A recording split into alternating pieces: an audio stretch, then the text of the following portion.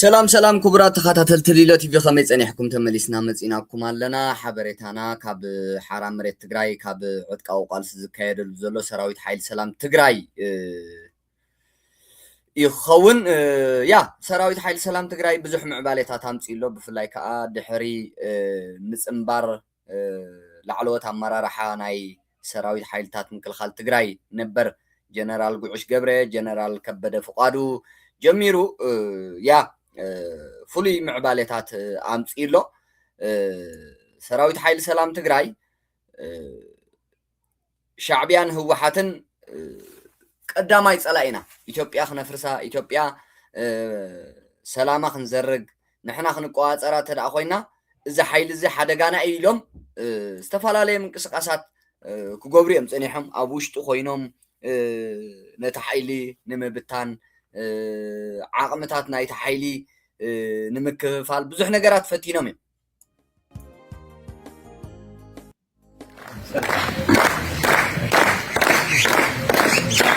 لهم عند غريمكم ያው ግንባር ሓደ ትምስረት ከሎ ካብቶም ገና መንገደይ ግንባር ሓደ ትምስረት ከሎ ካብቶም መጀመርያ ላይ ምግዳል አሃዱ ዝፈጠር ጀነራል ገብረ እግዚአብሔር ወደን ጥሩ ካብ ሓራ መሬት ሓደ ሓይሊ ጀነራል ጉዑሽ ገብረ ጀነራል ጉዑሽ ገብረ ዝትርእይዎ ዘለኹም እዩ ካብ ሓራ መሬት ትግራይ ኣብ ማእኸል ትግራይ ኮይኑ ነቲ ኣካይዳ ህወሓትን ኮርን ካብ ኮርን ላዕሉ ዝበሃሉ ልኡኻት ናይ ህወሓት ኣገልገልቲ ናይ ህወሓትን ኣካይዳ ይቃወም ነይሩ እዩ ግን ሻዕብያ ከዓ ሃዲናቶ ንህወሓት ሕሊፍ ክሃብኒ ሒዝ ክረክብኒ ኢላ ናብ ሻዕብያ ሕሊፎም ክህቦ ኣብ እስር ቤት ኣትዩ ነይሩ ብድምፂ ወይ ከዓ ብሓያል ዝኾነ ናይ ህዝቢ ቁጥዐ ጀነራል ጉዑሽ ገብረ ናብ ሻዕብያ ከይተረከበ ተሪፉ ኣጋጣሚ ዕድለኛ ኮይኑ ከዓ ካብ ምንጋጋ ሻዕብያን ህወሓትን ኣምሊጡ ኣዲስ ኣበባ ኣትዩ ኣብ ኣዲስ ኣበባ ዝተወሰነ መዓልትታት ተቐሚጡ ከዓ እዛ ንዓይን ንህዝቢ ትግራይን ንብፀተይን ምንባር ዝኸልአትና ኣብ ማእኸል ዓድና ኣገልጋሊት ናይ ሻዕብያ ኮይና ሰላም ትግራይ ትዘርግ ዘላ ጉጅለ ክንኣልያ ኣለና ኣብ ትግራይ መሰረታዊ ለውጢ ንህዝቢ ትግራይ ዝኾን ስርዓት ክንሃነፅ ኣለና ኢሉ ናብ ዕጥቃዊ ቃልሲ ናብቲ ብፆቱ ዝነበሩ ዝጀመርዎ ዕጥቃዊ ቃልሲ ኣብ ሓራ መሬት ትግራይ ናብኡ ተፀምቢሩ ኣሎ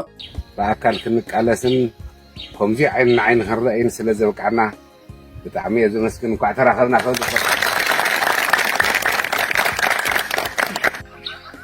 እዚ ሓይሊ ጀነራል ከበደ ፍቃዱ እዩ እዚ ከዓ ጀነራል ከበደ ፍቃዱ ምስ ጀነራል ጉዑሽ ገብረ ኩሎም ናይ ለውጢ ሓይልታት እዮም ካብ ትግራይ ንኣዲስ ኣበባ ዝኣተወ እዩ ጀነራል ከበደ ፍቃዱ ልክዕ ከም ጉዑሽ ገብረ ብሻዕብያ ዝህደን ዝነበረን ብህወሓት ኣብ ትሕቲ እስር ቤት ኣትዩ ናብ ሻዕብያ ንኽርከብ ምድላዋት እናተገበረሉ እዩ ምስ ጉዑሽ ገብረ ኣምሊጡ ናብ ኣዲስ ኣበባ ብምእታው ኣዲስ ኣበባ ዝተወሰነ መዓልትታት ብምፅናሕ ኣብ ትግራይ መሰረታዊ ለውጢ ክነምፅእ ኣለና ንትግራይን ንህዝቢ ትግራይን ዝኸውን ስርዓት ክንሃንፅ ኣለና ኢሎም ናብ ሓራ መሬት ትግራይ ናብቲ ብፆቶም ዝኣወጅዎ ዕጥቃዊ ቃልሲ ተፀምቢሮም ኣለዉ ተራኺብና እዚ ሓይሊ እዚ ኮይና ቀፃሊ ቃልስና ከመይ ኢና ክንቃለስ ዘለና ቀፃሊ ቃልሲ ከመይ ኢና ክንቀላጥፍ ዘለና ቀፃሊ ቃልሲ ናብ ዓወት ከመይ ኢና ክነውፅእ ዘለና ኢልና ከምዚ ናብ ሓደ መድረክ ተራኺብና ክንመኻኸር ተመኻኺርና ከዓ ትግራይ ኣብ ዝሓሸ መንገዲ ይወስዳ ዝኽእል መድረክ ስለዝኾነ ድጋሚ ከዓ ብሰላም ተራኸብና ክብል ኢለ ብጣዕሚ ሕዚ ተሳፊዕለ የሎ ብጣዕሚ ደስ ይብል ጀነራል ዘውዱ ኪሮስ እዚኣ ከዓ ካብቶም ቀዳሞት ምስ በዓል ጌታቸው ረዳ ትህደን ዝነበረት እያ ናይ ለውጢ ሓይሊ እያ ኩሎም ባይዘወይ ናይ ለውጢ ሓይሊ ኣብ ትግራይ ተማሃራይ ይኹን መምህር ይኹን ፖለቲከኛ ይኹን ኣክቲቪስት ይኹን ዩቱበር ይኹን ጋዜጠኛ ይኹን ዘይገድስ ጀነራል ይኹን ሚኒስተር ኣብ ትግራይ ናይ ለውጢ ሓይሊ ተኮይኑ ንኽነብር ንኽሓድር ንኽውዕል ግዜ ዕድል ዝበሃል የብሉ ኣብ ታርጌት ናይ ሻዕብያን ናይ ህወሓትን ኣትዩ በቃ ጥፍኣትዩ ዝጽበ ማለት ሰው ኣብ ትግራይ ኣብ ማእኸል ትግራይ ምንባር ሲኢኖም ንህዝቢ ትግራይ ዝኸውን ሓሳብ ኣብ ዘለዓልሉ ንህዝቢ ትግራይ ዝጠቅም ሓሳብ ኣብ ዘመንጭሉ ሻዕብያን ህወሓትን ስለ ዝሃደኖም በአዲስ አበባ ገይሮም ዲዮም ብዝጥዕመ መንገዲ ገይሮም ዲዮም ብዝኾነ መንገዲ ዕጥቃዊ ቃልሲ ኣውጆም እዮም ህዝቢ ትግራይ ንምድሓን ዝንቀሳቀሱ ዘሎ ጀነራል ዘውዱ ኪሮስ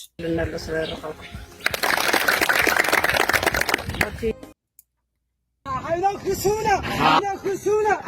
حي ولا ولا حي ولا ولا حي ولا ولا حي ولا ولا حي ولا ولا حي شرارنا حي ولا ولا حي شرارنا حي ولا ولا حي لا توقنا حي ولا ولا حي لا توقنا حي ولا ولا حي ولا ولا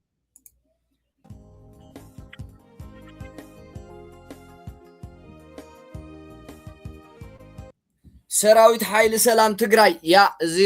ነቶም ላዕለዎት ጀነራላት ናይ ሰራዊት ሓይልታት ምክልኻል ትግራይ ዝነበሩ ናብ ሓራ መሬት ትግራይ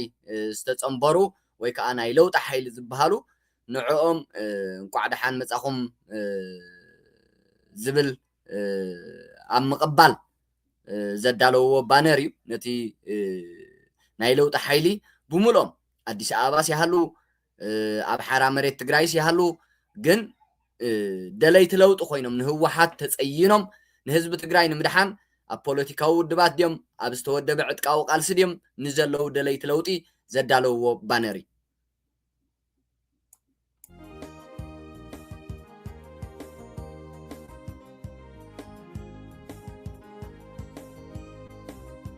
ካልእ ምስኡ ተታሒዙ ሰራዊት ሓይሊ ሰላም ትግራይ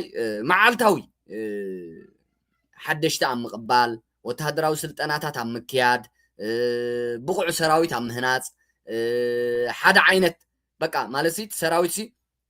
በትን ብዝምንጭን ብዝመጽን ኣተሓሳስባታት ተጸልዩ ዝተፈላለዩ ኣተሓሳስባ ዝውንን ዘይኮነሲ ሓደ ዓይነት ኣተሓሳስባን ዕላማን ራእን ዘለዎ ሰራዊት ንምህናጽ መዓልታዊ በብግዚኡ እውን ዝተፈላለዩ ወታደራዊ ስልጠናታት ክወሃብን ክካየድን ጸኒሑ እዩ ብፍላይ ዝመጽ ሓድሽ ምስቲ ኣብኡ ዝጸንሐ ነባር ሓደ ዓይነት ኣተሓሳስባ ኣብ ጉዳይ ትግራይ ብፍላይ ኣብ ጉዳይ ትግራይ ሓደ ዓይነት መረዳእታ ክህልዎ ስለ ዘለዎ ሰራዊት ሓደ እውን ክኸውን ስለ ዘለዎ ሰራዊት ኮይኑ ናይ ዝተፈላለዩ ፖለቲካዊ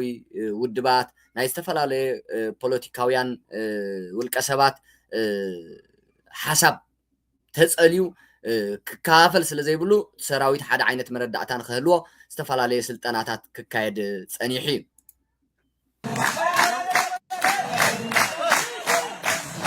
ካልእ ከምቲ ዝበልናዮ መዓልታዊ በቃ ብፍላይ ከዓ ሕጂ ብፍላይስ በዓል ጀነራል ጉዕሽ ገብረ ጀነራል ከበደ ፍቃዱ ካልኦትን ጀነራላት ናብ ናይ ለውጢ ሓይሊ ወይ ከዓ ናብቲ ዕጥቃዊ ቃልሲ ዝካየደሉ ቦታ ምስ ምጽምባሮም ስዒቡ መዓልታዊ እዩ ሰራዊት ናብ ሓራ መሬት ትግራይ ዝጽምበር ዘሎ ካብ ትሕቲ ባህላውያን ጀነራላት ህወሓት ዝነበረ ኣቋሪጹ እውን ኣይፈልጥን ብፍላይ ካብ ወርሒ ጥሪ መወዳእታ ወርሒ ጥሪ እቲ ኣብ ሰሜን ምዕራብ ናይ ትግራይ ዝተካየደ ኩናት ስዒቡ ክሳብ መጀመርያ ወርሒ ለካቲት ዝነበረ ናይ 10 መዓልቲ ጽዕጽዕ ኩናት ካብኡ ጀሚሩ ክሳብ ሎሚ መዓልታዊ ብዝተወደበን ብውልቅን ናብ ሓራ መሬት ትግራይ ዝጽምበር ሰራዊት ብብዝሒ መቁፀር የብሉን ማለት ሶ ሰራዊት ሓይሊ ሰላም ትግራይ ግንባራት ኣብ ልዕሊ ግንባራት እንዳሰፍሐ ኣብ ዝኸደሉ ዘሎ እዋን ዓቕምታት እውን ኣብተን ግንባራት ብብዝሒ እኹል ዝኾነ ዓቕሚ ወኒኒ እዩ ዝርከብ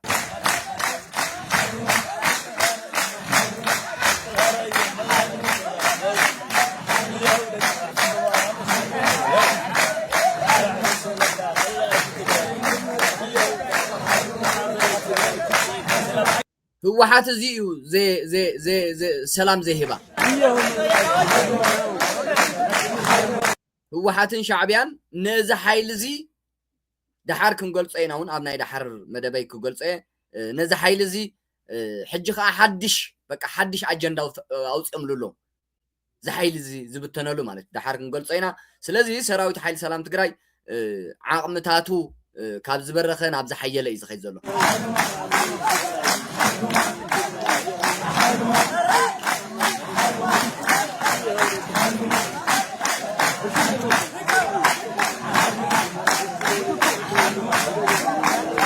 أبز وانزي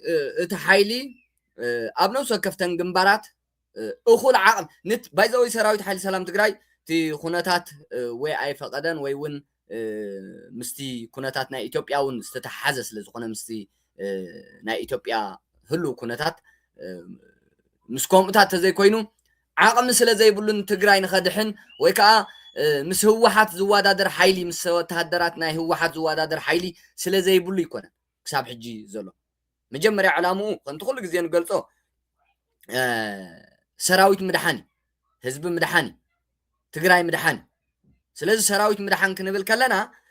ኣብ ትሕቲ ባህላውያን ጀነራላት ህወሓት ኮይኑ ሰራዊት ሻዕብያ ዝድሕነሉ መስዋዕት ክኸፍል ይብሉ ህወሓት ኣብ ስልጣን ተቐጽለሉ መስዋዕት ክኸፍል ይብሉ ህወሓት ካብ ተሓታትነት ክድሕን እቲ ኣብ ትሕቲ ባህላውያን ጀነራላት ህወሓት ዘሎ ሰራዊት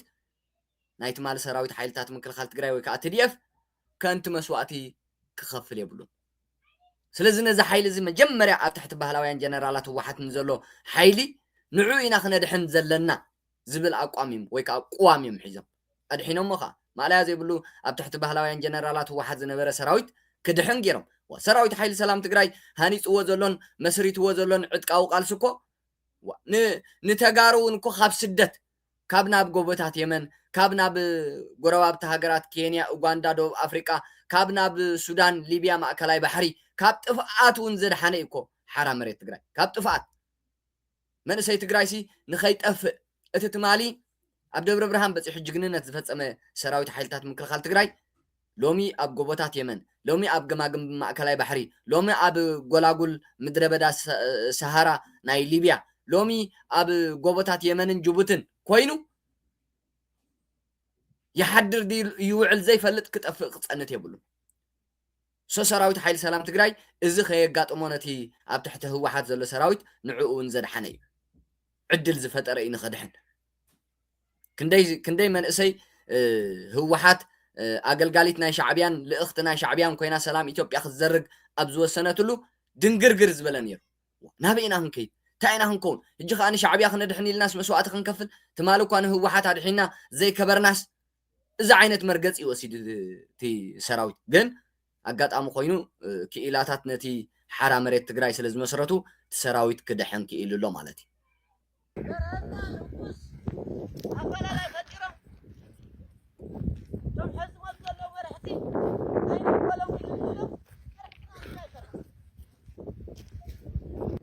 أنا ويكن نق هاو جنبار خلته ويكن نق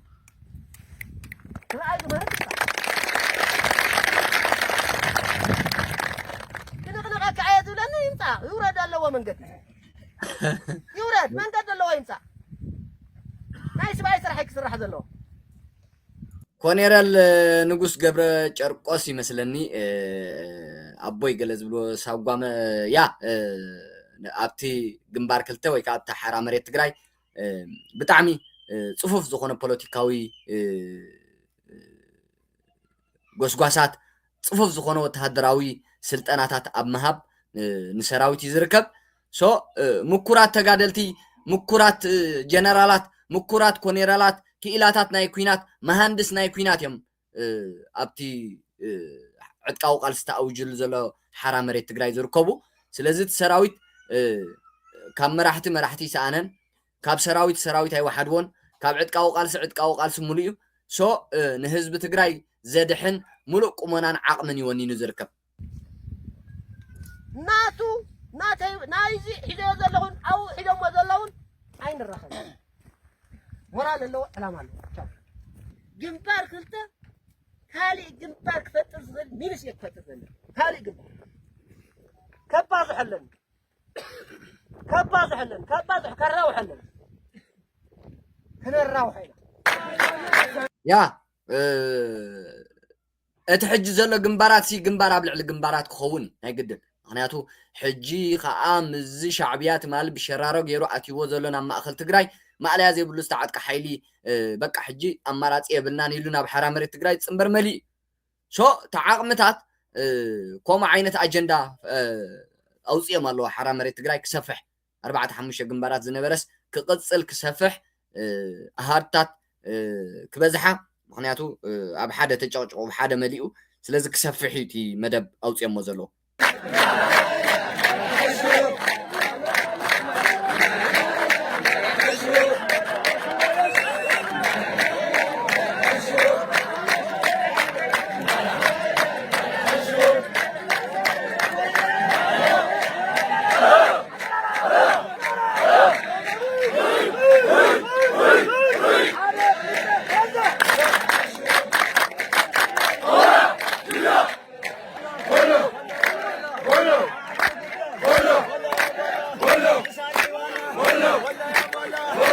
تعاقمتات ناي سراويت رايو ابستوسنه بوتا طراي كندزي رايو ابستوسنه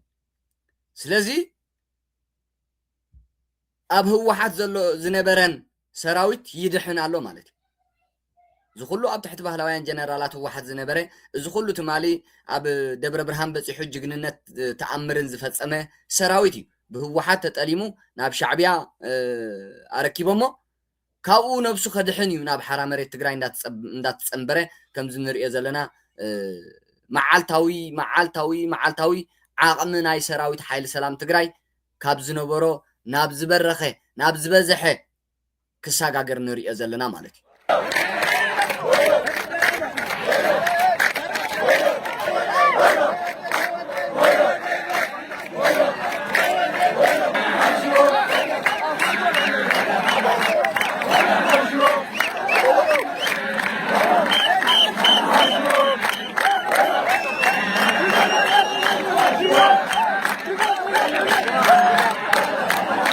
رايو تعاقمتات دلداله منእሰይ بقعات منእሰይ بزح منእሰይ عقم سراويت حيل سلام تግራይ በብግዚኡ እና ወሰኸ እና በዝሐ ንሻዕብያን ንህወሓትን ድቃስ ዝኸለ ሓይሊ ኮይኑ ይቀጽላሎ ማለት እዩ ሶ ህዝቢ ትግራይ ዝድሕነሉ ነዊሕ ክኸውን ኣይክእልን ኣብ ቀረባ ግዜ ህዝቢ ትግራይ ናይ ግድን እዩ በዛ ሓይሊ ዝኽድሕን ማለት እዩ هرقولو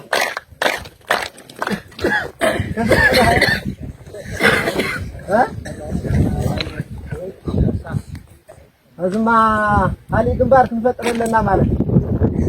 ها عقم سراويت حيل سلام تግራይ ስለዚ በዝሐ ካልእ ግንባራት ክውስኽ ክኽእል ኣሎ ተዓቕሚ ነተን 4 ግንባራት ኣብኡ ዘለዋ ልዕሊ ዓቕመን ኮይኑ ዘሎ ተሰራዊት ልዕሊ ዓቕሚ بزحنا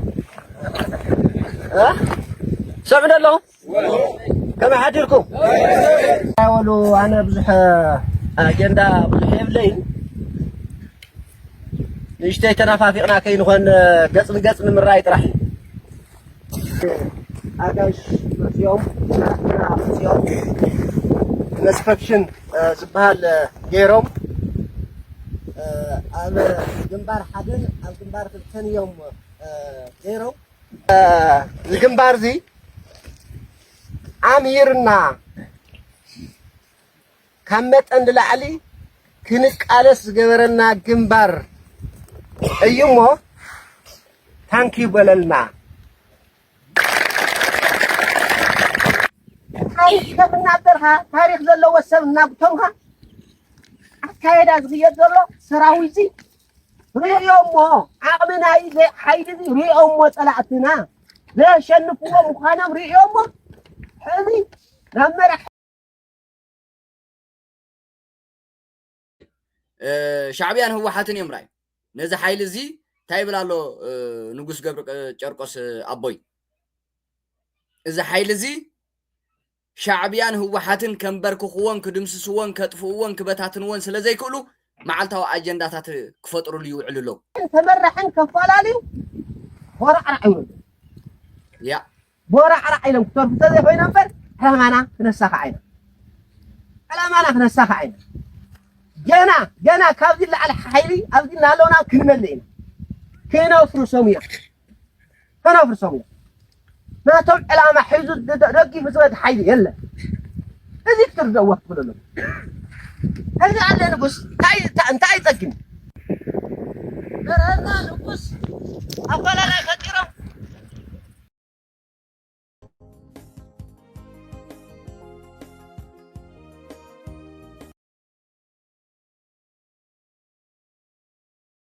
كلنا عقمتات نايتن جنبار أيوة عقم نايتن جنبارات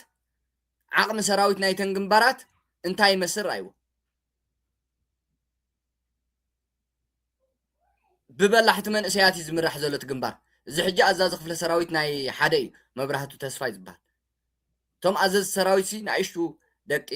عسران حمشان عسران دك سالاسة خمان يكون دك سالاسة سلازي تمالي ازي اميم تاريخ سريحهم أبدأ برهان ازي امين كأهجنة سراويت كدحنوه جنبار أبلع لجنبار مسريتهم زلو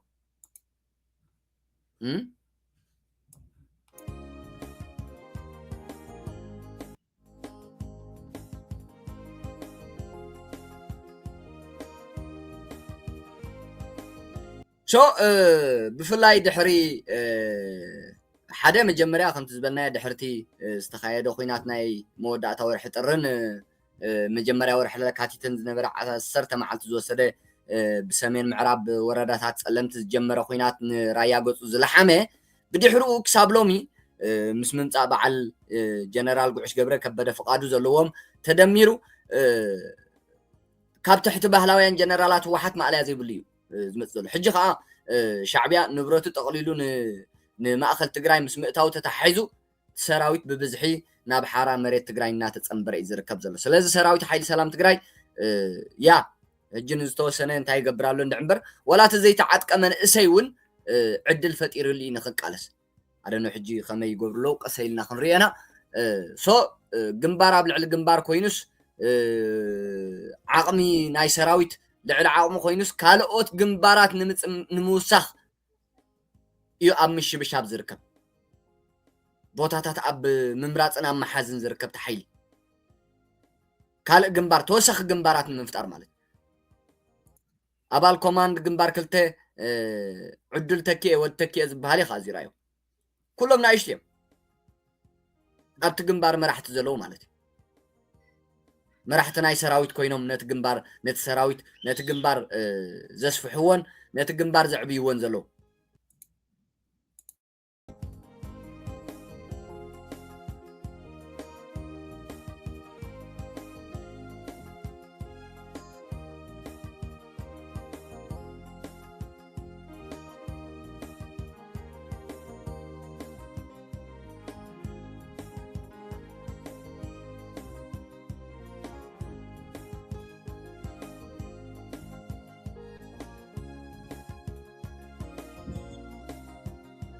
عقم سراويت حيل سلام تجراي يا ببوتو تريو لكم جنرال بوعش جبره جنرال زودو كيروس جنرال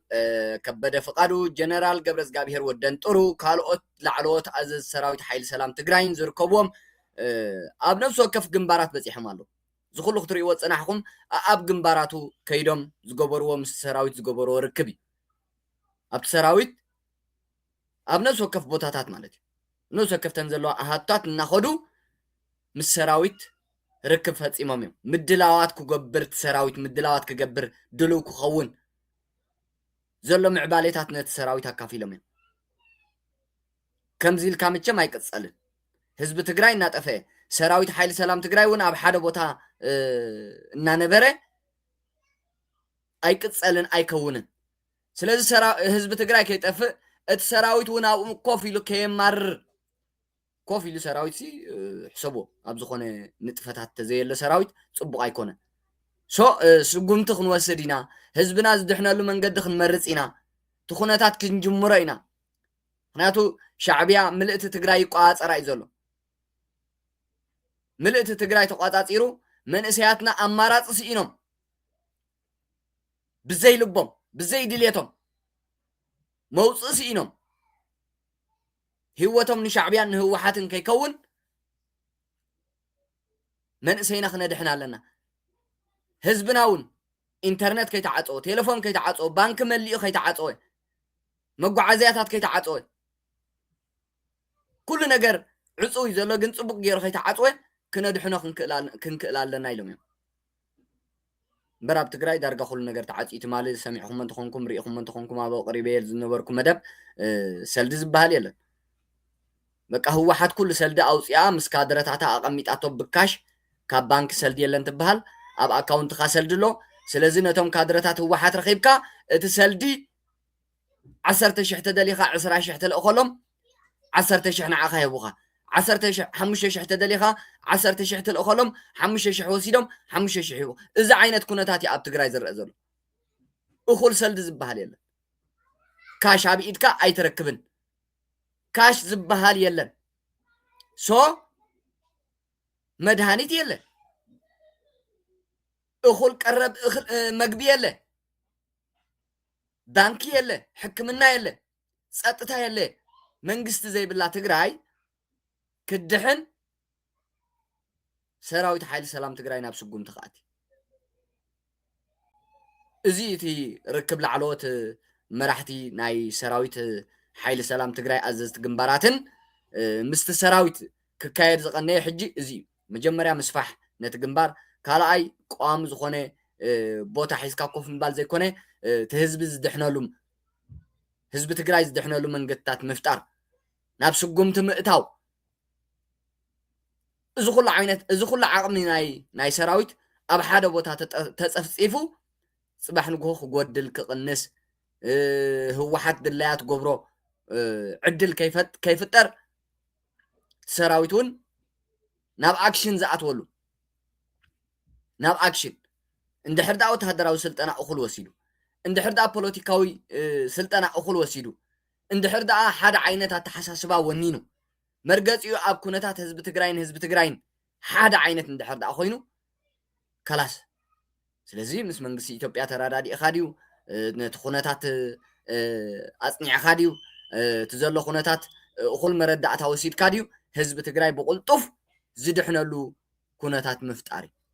أبزي يرعي مزلو ويكاتي أب حرامريت تقراي زرق زلو حجي أزي بقول طف هزب تقراي زدحنا له بقول طف ناب أكشن زعت ولو سراويت حيل سلام تقراي أزيو مس بعل جنرال كبده فقادو جنرال ودن طرو جنرال قعش قبره أزيهم توصلت تحيات تقالالاي يحزن يا بكي سلام حشير قيومس إلهم خاش حداي هيا تقراي وحسناي سلامنا وقيتا ديمقراطي سرتنا قنتنا سدتنا جدلي نافقنا كعنا يوم لو صباح كدلاقلنا نصبح لنا أنا تدقيتنا كفعات تغنيتو هزب الساقية مواعظ زمانو بسالق السخا حفروت وطيو مسقل عزوانو ما تمناطيلو بيروتات مسحازس زم حادو رسينو سرقن حمطن يتورقن بلطن سلمن معسرتن حفنان حسبتن صلتين علو من اختناعية حتى سلام حيلي مسقلنا يلتولو اتدحر سرعات بنكركر بلو عبد علي تكانات متكان عليكا مسمع على الدقافين بسدت مريضها كاب حسينا وحسي كرتش حدروناتكا مرعيا ناي سلام كتعوتيها هزب خاونا له مسا خاونها كل فلفين وزمن منا بجله امنا يمت معراف عقرقر تبله لو تقدنيو معلم لا يخلفن كسالتا معالتي سدتنيا جدلي تبيف سلام كون دير كالو هزب تقراي كله بزي فلالاي اتنا يحزو السنة مركا برجون بسلام تحيو أعر من جدي ثورتي هاللي يا سلازي تي ناي سراويت حيل سلام تقراي معباليتات أب حرامريت تقراي زلو معباليتات بحافشا مرقص إتاتن تي دلونت بفلاي دلونت تمورال هزبينا كدحني ناي مبال زلع على مورال ناي سراويت حيل سلام تقراي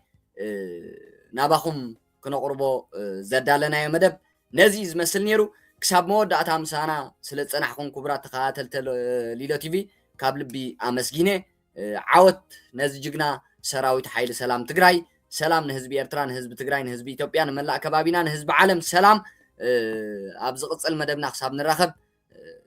دحن صنحو